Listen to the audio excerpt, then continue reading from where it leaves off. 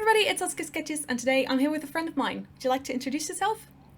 Hey everybody, so my name is Jeremy. I go by Pizza Bellies on Instagram. I am a artist. I mainly do painting, illustrating. I love traditional art and digital, so you can find me there and check out my work if you feel so inclined to do that. Yeah, absolutely go and do that, guys, after you watch this video. We decided to do a collab because you reached out to me. And what we decided on was I was going to give you a sketch and you were going to finish it. And I ended up doing not really like a sketch, but more like a painting, almost like a start of a painting, I guess. Yeah. Because I was gonna do a sketch, Uh-huh. but then I had this grand landscape idea in my head, but it was also going to be very cozy, and I really wanted to work with a lot of depth. So that then into that came the values. So I really wanted to get that across. So then naturally, this is kind of the style that I kind of reverted back to. And this is basically what I gave you. I'm gonna show the final thing right here. Um, Yeah. and yeah, tell me about that. What were you expecting? Was it like something like this, or just like a something else? So, so I originally approached you saying, "Hey, do you want to do a collab? I have this idea that I think would be pretty cool, right? Because you've been doing your um, Elemental series, and I was looking at those posts and I was following that. I was like, oh my god, this looks so good, and I was really impressed with your style and like the colors, everything just kind of popped. And then I was like, okay, well, I know what I'm trying to do as an artist right now is I'm starting to get more into like character ish type of stuff. Mm-hmm. So I was like, okay, maybe I can maybe it would be cool if like I do some kind of wizard character and then you can like do like create like their familiar or something. So I gave you Mm-hmm. that just wizard and animal partner, and I was not expecting like a full blown illustration. So I was like, so you sent that over, and I was like, oh my gosh, this is awesome. And I was a little intimidated because I was like, I don't really know what to do. Mm. But and so I was kind of curious though, like, what was your um, like how did you come up with what you came up with just based off of like those two things? Right, because you said frog wizard, I think. Is that Yeah, right? Yeah. yeah. That's what I was originally That going to was the draw. that was yeah that was the initial prompt. And so frog wizard and familiar. And for some reason, I think I was thinking maybe of like D&D. So I was thinking of a an anthropomorphic frog character that was like sitting around the campfire with then their familiar. And I really had this like I wanted to like convey this composition I was talking about, like this environment. I could that got me really excited, and especially because we decided on like me doing a sketch and you doing like finishing the piece, because I've said this on my channel before, but I am having a little bit of trouble physically right now. So drawing a lot for long periods of time is kind of difficult. So we decided that I'd do just a sketch and you'd finish it.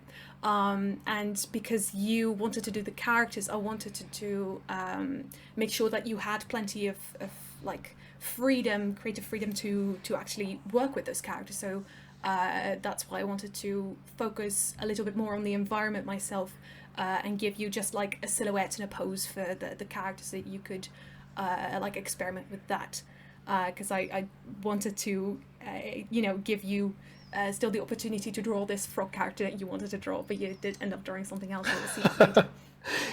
Yeah. So working through this, as you guys can see, kind of the process here. When I started, I was kind of thinking like, okay, so now we have a full like composition or something that can become really like a nice illustrative type of piece, like something, and that's kind of and I think this sketch really lends itself to the type of art that I do. I lean more Mm-hmm. towards illustrative, so think like children's storybooks and uh, that type of art. So I just kind of started just messing around, like saying, okay, what can I do with this? What is going to be a little difficult? What's going to be hard? Things that might challenge me a little more. So this is also my first time using Krita as well Yeah, for I was about drawing. to ask that as well. So there was a bit of a curve here, but so I just stuck with the basics. So like, if you guys really pay attention to like, my process, I am hand drawing literally everything that you see in this in the video here. Oh my gosh, so So many layers. I just noticed. yeah, oh yeah. I mean, well, because I approach it the same way that I do traditional art. So I like to do pen and ink. So that's just your paper and your and your pen or Hmm. something. So I just went with that, and I thought it turned out pretty interesting. A lot of trial and error, but I think we got there. Yeah, I just find it so interesting that using layers is what makes you think of traditional art. Because when I do what I would consider more like a more traditionally inspired workflow with digital art, I always use like only like one or two layers. So that's when I'm like painting and stuff. I just paint like I would with actual paint, but with the digital brushes and stuff. But I always keep it on one layer when I'm painting, because I don't know, it feels more like actual painting, because you can't really like when you're doing an acrylic painting, you can't really like separate the image into different layers unless you're like using masking tape or whatever. But generally, you don't really get the option to really put small things on separate layers and stuff, and especially with the foreground, background, midground, that sort of thing. So that's really interesting to me. Yeah, yeah. I just so I like to use. So usually I'm drawing on an iPad, so that doesn't Hmm. have nearly as much like RAM or space as my PC. So this was a little good. I can kind of stretch it a bit, but Yeah. yeah, I usually in the same way. I use like one or two layers and combine layers and all that, just Hmm. so I can save some space. But so I'm watching this recording, Yeah, it's and about like let's talk a little bit about this character. yeah, so I struggled quite a bit here. So I was trying to make it work. So I see it. So like the silhouette that you gave me is really interesting, and and it's got like a nice pose, but for me, I just could not figure out how to make it work. Mm. Um, I was trying to, so I was like, okay, do I like, because right, originally I gave you like the frog prompt, so I was gonna do like a kind of a Yeah. frog type of anthropomorphic creature thing. Yeah, and that's what I Um, drew as well. Like like the lanky limbs and the big yeah, like hands and feet. yeah, I know. I mean, you did a great job. I feel like I kind of failed by just switching it up. But No, yeah, no, no. there was just something about it that I just couldn't like. My brain just couldn't like capture what I wanted the character to be. Hmm. So I gave up and started working on some other stuff. And was like, okay, I'll get back. You'd see some other Hmm. textures and stuff going on there, but so I'll come back to it later. But yeah, I just couldn't figure it out. I was like, okay, do I want to put a prop or something in there? Like, how do I form the its face and body? Hmm. Yeah, like and that's one of the things I wanted to bring up too. I mean, this was a Hmm. really good. I'm actually really glad that I approached you with this, because for me, this definitely like made me a stronger artist, because it just really stretched my like creative muscles. Trying to adapt something from someone else and not just creating it all Hmm. like myself. Um, so I'm actually really really grateful for that. Oh, yeah, no, I thought it was really fun too. One thing that I think is really, really interesting is that I think the way that you interpreted the midground was just like this big open field, right? Because you were drawing little trees in the background. Yeah, Because yeah. in the way that I drew it initially was is like a very tight little like really small kind of clearing, and the bushes like that you interpreted as a tree line, like the bushes behind them. So it was very, very small and cozy. That's why it's so enclosed, right? And then in the background, you have these like big mountains rising up. So I think it's really cool that, you know, you did something completely different than to what I would have done or like what I intended. And that's always so fun with these collabs, right? And with sketches too, like, because it really is all about like the interpretation of shapes, right? And I can draw one thing and you can interpret it entirely differently. So it's so fun and interesting to see how that process goes and how different like people interpret different things. Yeah. So it's funny you mentioned that because I did kind of see it both ways.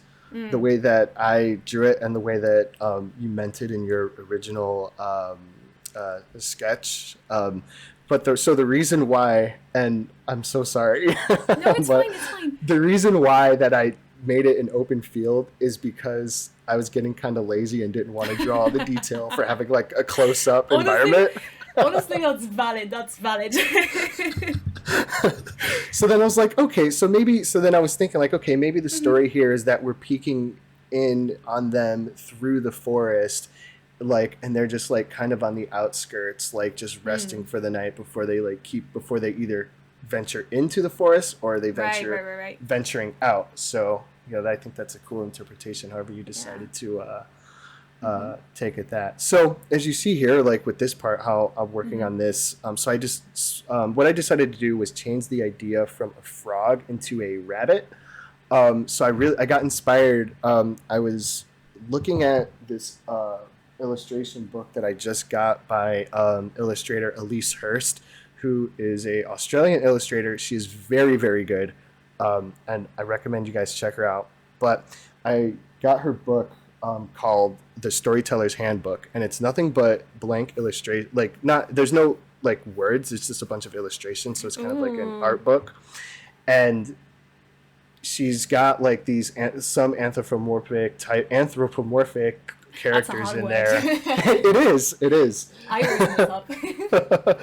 And I was also watching a YouTube video series of this painting collab that another artist participated in, Greg Simpkins, I think, and he painted a rabbit character based off of Alice in Wonderland's rabbit. So that was just in my head, and so then I was like, okay, maybe this wizard creature is not a frog, maybe it's a rabbit, because that's kind of where my brain's at. And so I'm thinking like, you know, the Alice in Wonderland rabbit, and then I'm thinking of this other illustrator, these Hearst's characters, and I was like, okay, so maybe it'd be cool if he's like some kind of like dapper looking, so if anybody follows DC Comics, another inspiration came from the character Zatara, who's a wizard on there. So that's kind of part of all the inspiration for this.